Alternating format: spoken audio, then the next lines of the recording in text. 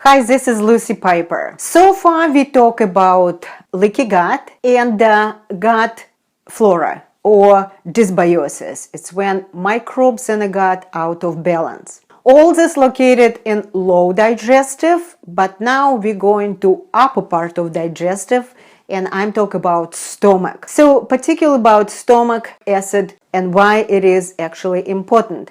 Even that so many people try blocking acid with medication now.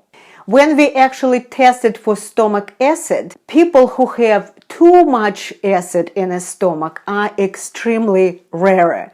And most people have low stomach acid. High stomach acid is very critical because it protects the body from pathogens such as bacteria, microbes, which come to our body with food. So acid in the stomach kill or reduce bacteria overgrowth. If not enough acid in the stomach, it actually can risk for poor protein digestive, as well for vitamin B12 or deficiency iron, zinc, calcium.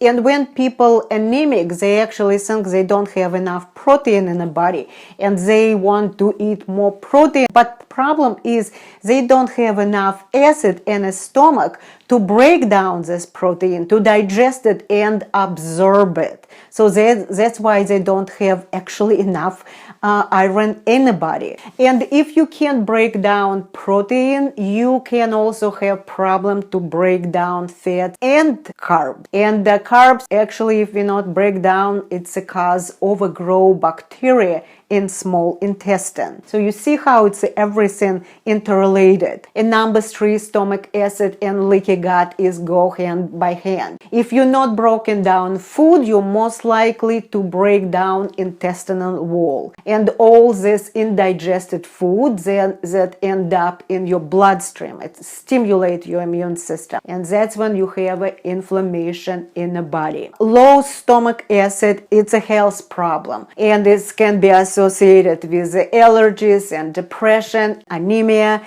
and stomach cancer, skin problem, gallbladder disease, osteoporosis, autoimmune disease, accelerated aging, and heartburn, GERD, burping, belching, like a bloating or nasty gas after meal, right after meal when you eat it.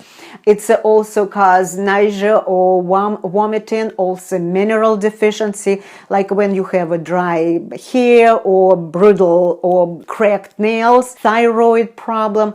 So this is all can be associated with low acid production. Why we have a low acid production? So there is several reasons can be. It's H. pylori infection, very common. Stress can decrease acid production.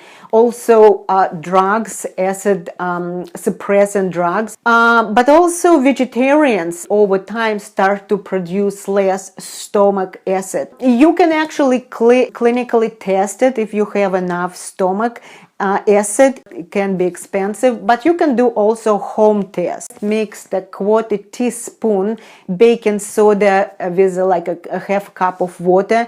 Drink this on empty stomach first things in the morning, and time like 3 minutes, and should be chemical reaction happen between acid in the stomach and baking soda.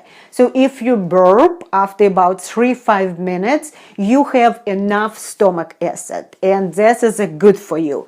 If the burp not happened, you don't have enough stomach acid. So it means you need to work on this. You need to do this 3 days in a row. And actually, it's not clinical test. You can not for sure if it's right or not. So how we want to restore acid, what we can do. So test for H. pylori will be a good idea. And also I like to start with more gentle approach to stimulate your stomach acid, like take a lemon water or apple cider vinegar with the water about 30 minutes before meal to activate your digestive juices. Also using bitters, it's herbs, and it's used by traditional culture for thousands of years to stimulate and improve digestive. And herbs like dandelions, fennel, ginger, beetroot, milk thistle, wormwood. So bitter are normally taken in very small dosage because it's a strong taste. 5-10 drops in the water before meal. So if you take all this gentle approach and it's still not help, and you see, maybe show like a low serotonin or B12 in the blood, then maybe bring hydrochloric acid HCl therapy. Maybe will be good idea, but also be very careful with this. If you're not sure that you don't have H. pylori bacteria, then you good to go. But if you think it's possible you have H. pylori, then it's better don't take this at all. So no water with meal or large amount just before meal, because we don't want diluted stomach acid with the water. So drink water between meals. So let's summarize it. How we can restore stomach acid. So first you need to check for H. pylori. Second one, lemon water or apple cider vinegar will be work like 30 minutes before meal in a water. Using bitter or herbs. So, and if this gentle method doesn't work, hydrochloric acid therapy, it's another possibility. And last one, no water with a meal